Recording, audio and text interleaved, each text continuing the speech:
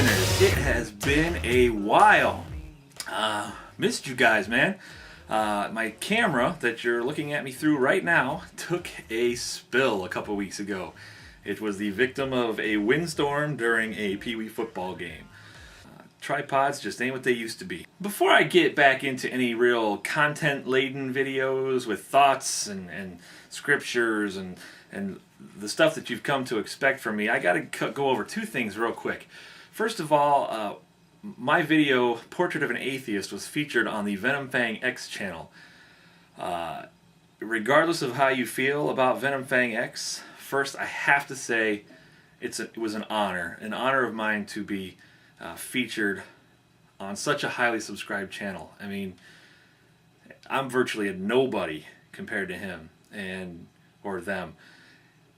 And just to be even considered for that it blew my mind. And I owe every single one of the 40 new subs I got in that week to Venom Fang X. So I thank you. I welcome you, all my new subs. If you're looking for somebody that's as controversial as Venom Fang X, either one has been, I'm afraid I'm not it. But that doesn't mean that we can't have good old-fashioned discussion from time to time. That's what I like to do. That's what the reprieve is all about. Just good old-fashioned discussion. Speaking of that, I saw a video recently by my buddy, the Atheist Antidote, and made a comment in the comment section, and as usual, went back and forth with somebody for quite some time. And eventually, as it seems to be with a lot of the atheists who have channels on YouTube, we usually start out on a bad foot and get to a good foot. It must be something with me, because I don't know if that happens to all of you or not, but it happens to me quite a bit. So whatever it is about my demeanor or my character or whatever, I guess I'm just not going to give it up. I've tried, but that seems to be how I meet people. It seems to be how I grab new subscribers. It seems to be how I make new friends. I don't know why. It happens that way. Okay, so I'm in this conversation with a gentleman by the name of Ninjapirate. This guy has made a couple videos practically begging the Atheist Antidote for a debate or for a rebuttal to one of his rebuttal videos. And in this comment section, this Ninjapirate made the statement that Atheist Antidote won't debate him because the debate would be similar to a professional boxer fighting a third grader. Ninjapirate, let me address that point really quick. The only one in that argument with anything to lose is the pro boxer. The pro boxer would not want that fight. If he won, he looks like he's beating up a third grader. If he lost, he got beat by a frickin' third grader! Okay? So the only person that can benefit at all from that fight is the third grader. You are the one that wants the debate with the Atheist Antidote, so that makes you the third grader. But since I have often been accused of being on a third grade level, I am here to go a few rounds with you.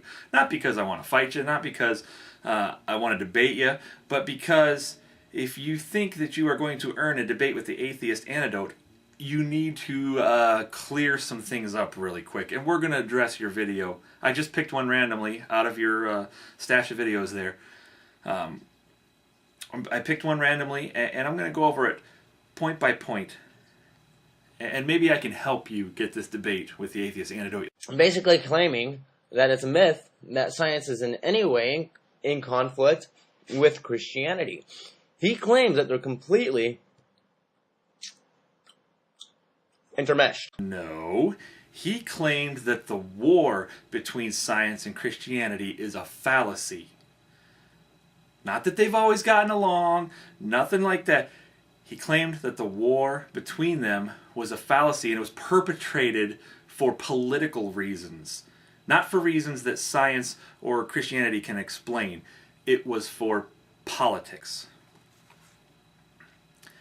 Maybe he didn't come right out and say that, but that's what it implied. And if you didn't get that, then that's why I'm helping you right now. I mean, science and Christianity can coexist. They can, as long as one doesn't say that the other one is impossible and the other one doesn't say that the one is impossible. We can all get along just fine. That's like saying the fish species has been propagated because of the actions of the dog. It just doesn't work. It doesn't fit. You're talking about two separate things that just, they have no business even messing with one another.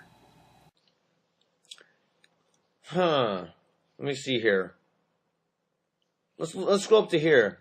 I'm going to read the part about Galileo. Galileo, often called the father of modern science, was the first astronomer to claim actual evidence that the Earth was not the center of the universe, but revolved around the sun.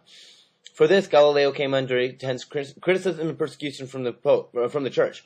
Pope Urban VIII personally gave the order in 1633 that Galileo, then an old man of 70, should be... Okay, you're not even going to remember what you read right there.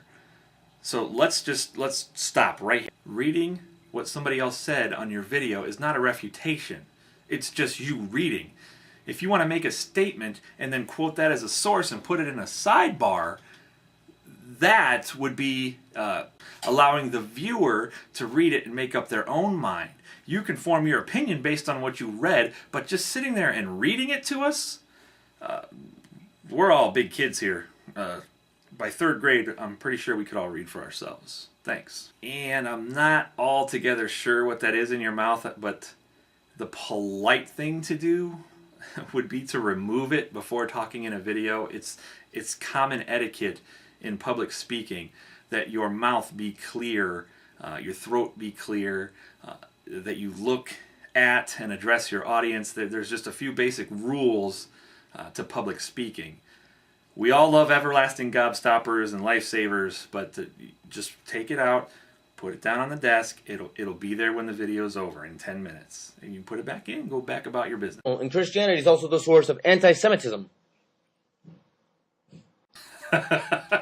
Oh, please. Okay.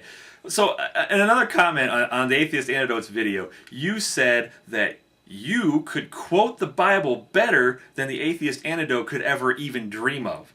That might not be word for word, but you said something like that, and you know you did. So why would you say something like you just said about anti-Semitism and not quote something from the Bible? It should be right there on the top of your head. It should be right here. You should be able to just pop out and say, like, how about this? I could say Philippians 4:13.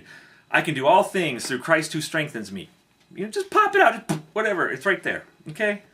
Just, if you can, and you're going to make a statement like that about the Bible, why not use it? Silence them. Copernicus, Galileo, Descartes. Descartes. Descartes. I know it's spelled Descartes. It's a French name. René Descartes. Kansas Board of Education tries to put something so ridiculous as intelligent design into our schools. Not science. Actually, what the Kansas Board of Education voted for was to teach opposition and holes in the theory of Darwinism.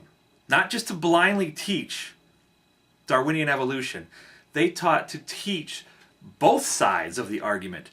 The opposing side labeled it as intelligent design, but it was never called that previously to the evolution supporters saying that.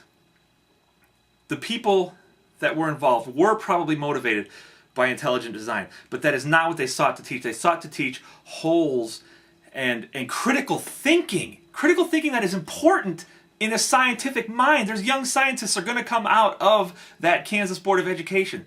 Young scientists are going to come from Kansas, and they're going to need to know how to critically think and examine scientific theories. Who would not want to teach this? And if you had read Wikipedia down a little bit further, or Googled it, whatever, you probably would have found that they overturned the creationism side of it after a few elections. But what is still taught is that there are holes, there are flaws in the current theory of evolution. That's why it's not a law yet, because it's still a theory, because there's still holes, there's still questions that can't be answered. And when you just say, well, we know that they're going to be filled, we're going to fill them someday, doesn't challenge that student, that kid, to critically think and to figure out how to right the wrongs within Darwinian evolution.